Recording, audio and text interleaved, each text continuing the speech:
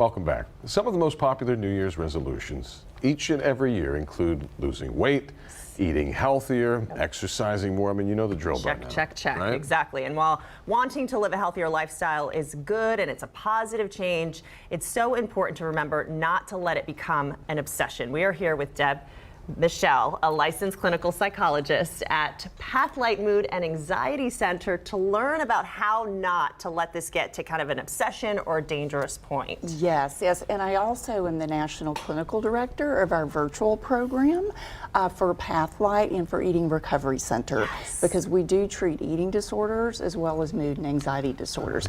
So the resolutions that you mentioned, we know exercise is a top one. You watch television, you see any sort of news media, social media, commercials, pressure to lose weight, look a certain way. We were chatting earlier, this new year, new you sort of message, which can imply there's something wrong with how we are now. And so the message we really want to get across to people is, number one, you are enough. And yes, there may be things you struggle with, there may be things that you would like to improve upon. So having goals, having realistic, measurable goals that can be flexible and that are small and attainable, can give you purpose. And if it's something you value, can provide meaning. It's when, as you mentioned, these very unrealistic, rigid, perfectionistic messages of I have to look a certain way, be a certain way, weigh a certain amount to be acceptable, to be liked as a person. That's where we see folks begin to suffer with depression, anxiety, lowered self-esteem, developing eating disorders, mood and anxiety disorders, etc. I feel like it's so wild that our intention is to just go up and go in this positive direction, and a few wrong moves and it feels like we can have the complete opposite effect. Yes. And I think that's where, when we look at how a person approaches what it is that they would like to do, that's where we see, and studies support this, we see a major difference. If people approach it from a process, what's meaningful to me, small changes, being flexible. So, I want to be healthier. Well, what does that mean? Well, maybe it means I'm going to have an extra glass of water every day, something realistic, attainable, measurable. Instead of like all the sodas I'm drinking or whatever, and it's measurable and you can track that. It's when people then become very rigid and flexible and perfectionistic. So this kind of thinking of, well, I didn't do that today, so I've blown it.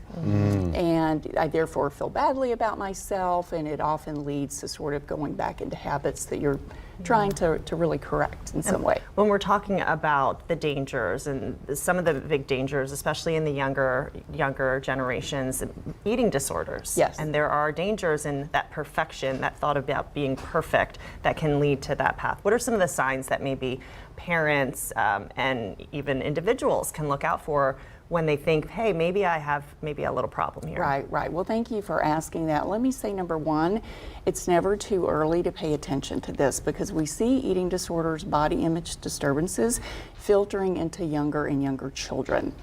So I've spoken at elementary schools as well as middle school, high school, colleges, As young as elementary school. That's interesting. Yes.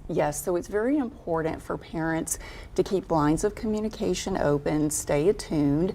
We know that family meals can be very protective and good for self-esteem, and I know that can be hard with busy family schedules, but that is something that is very important, and to be able to sit down around the table together and talk about what's going on.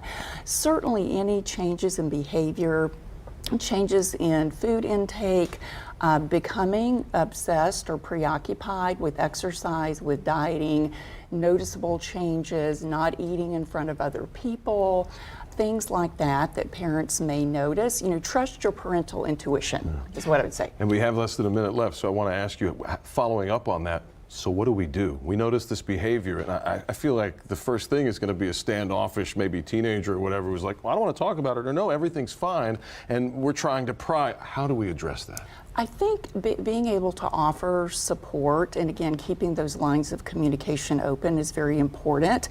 And just knowing that when individuals start to develop eating disorders, that defensiveness is not uncommon. So you can expect to be met with that. And this is where I would encourage parents to reach out. For example, we offer complimentary assessments that are over the phone, call and speak to a licensed professional that can offer some assessment and guidance.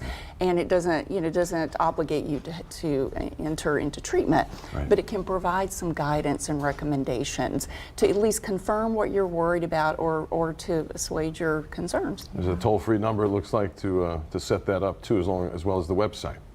Deb, thank you so much Thank you for joining having me. us with some Appreciate great it. advice, and folks can call or check out that website for more information. Thank you, Deb.